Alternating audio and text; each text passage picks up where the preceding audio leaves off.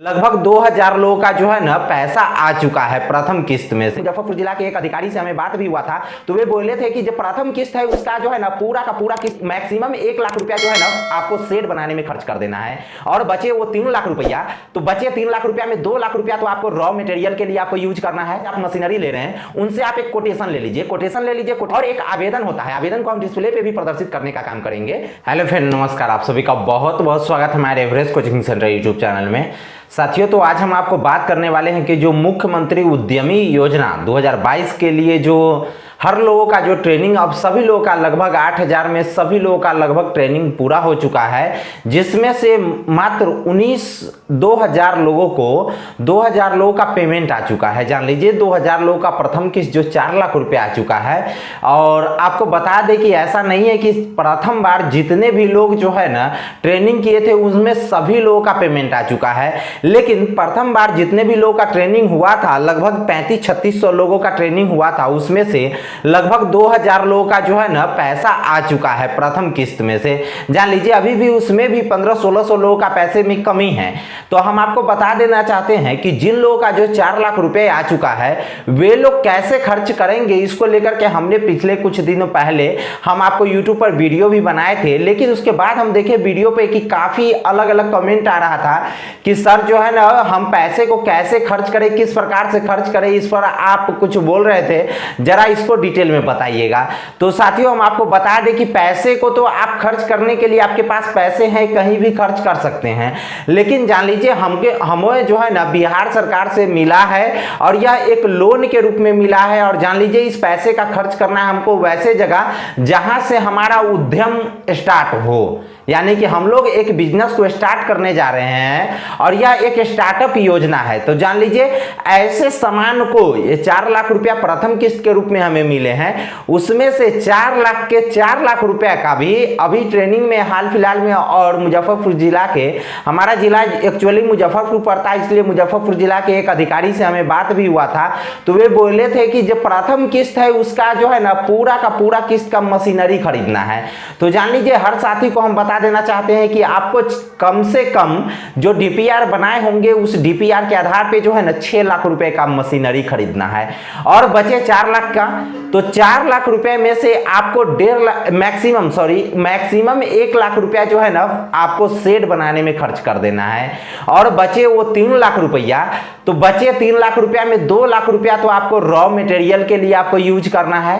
2 लाख रुपया आपको raw material के, मतलब कोई भी आप बिजनेस कर रहे होते हैं, जैसे मान लेते हैं किसी भी साथियों का आटा, सत्तू, बेसन होगा, तो जान लीजिए बेसन बनाने के लिए, आटा बनाने के लिए जैसे गेहूं खरीदना पड़ेगा, तो वही गेहूं रॉ मटेरियल आपका हो गया, यानी कि कच्ची सामग्री हो गया। अब जैसे तेल भी है आपका उसमें, तो तेल के लिए तो आपको सरसों और राई खरीदना पड़ेगा, तो सरसों और राई जो हुआ आपका रॉ मटेरियल हुआ। मतलब ऐसे मटेरियल खरीदने के लिए आपको 2 लाख रुपए के अलग से जो अंतिम किस्त मिलेगा वो 2 लाख रुपया आपको उसमें रॉ मटेरियल के लिए हो गया। बचा प्रथम किस्त जो अभी जिन लोगों का 4 लाख रुपया मिला है, तो उनको हम बता देना चाहते हैं कि आप लोग उस रुपए का मशीनरी खरीद लीजिए। अब जान लीजिए मशीनरी खरीदिएगा तो कैसे, तो जान लीजिए सबसे पहले तो जो भी दुकान से आप मशीनरी ले रहे हैं उनसे आप एक कोटेशन ले लीजिए। कोटेशन पे फिक्स प्राइस उस पे आपका टैग किया हुआ रहेगा। उस कोटेशन के आधार पे क्या कीजिए, आप अपने बैंक जा करके, या आपके पास नेट बैंकिंग है तो उस नेट बैंकिंग के आधार पे जो है ना आप क्या कीजिए, उसको कोटेशन के आधार पे, कोटेशन पे अकाउंट नंबर कंपनी का और जो जिस भी आप 2005 अलग अलग कंपनियों से जान लीजिए आप क्या कीजिए कोटेशन मंगवा लीजिए। जान लीजिए बिहार में जो भी कंपनी, बहुत सारे ऐसे कंपनी भी है जो भ्रष्ट है, जो आपको जो है ना सामान अभी आपको लेना है तो वो जो है ना आपको तरह तरह के झांसे देंगे, तरह तरह के दिलासे देंगे, लेकिन जब आप उनसे आप मशीनरी या कोई भी टूल्स खरीद लीजिएगा ना तो उसके बाद वे लोग आपको साथ नहीं देंगे। ऐसा हमने होते हुए भी देखा है। और आपको बता दें कि जो है अगर आप बिहार से कोई भी सामान खरीद रहे हैं तो बड़ी सतर्कता के साथ खरीदिएगा, जो आपको विश्वासी हो साथियों जिनसे कभी आपके सगे संबंधी, आपके कोई रिलेटिव, चाहे कोई भी फ्रेंड्स या कलीग जो उनसे सामान लिए हो, वैसे विश्वासी लोगों से आप सामान लीजिएगा। या आप बड़े कंपनी से ले लीजिए सामान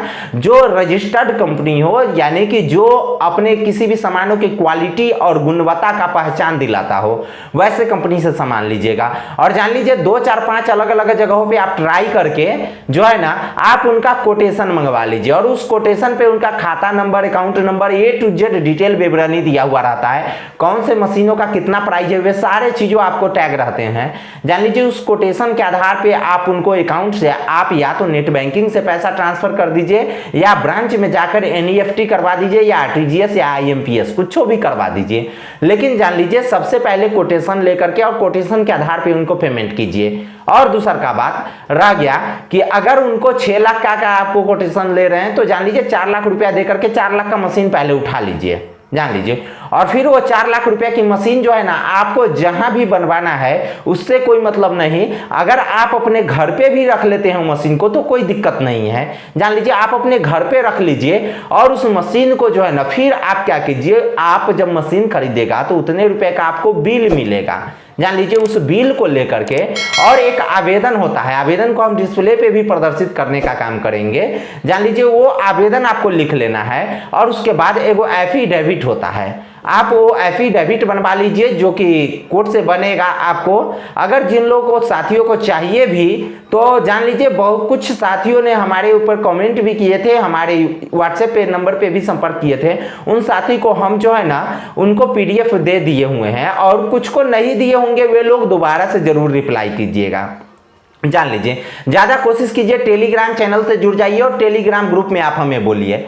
और उसके बाद हम आपको बता दें कि उसका जो है ना सबसे पहला उपयोगिता प्रमाण पत्र देने के लिए, उपयोगिता प्रमाण पत्र अब हम देंगे तो देंगे क्यों, तो उपयोगिता प्रमाण पत्र हम इसलिए देंगे ताकि हमारा दूसरा किस्त मिल सके। और जान लीजिएगा जब तक उपयोगिता प्रमाण पत्र नहीं देंगे तब तक हमारा दूसरा किस्त नहीं मिलेगा।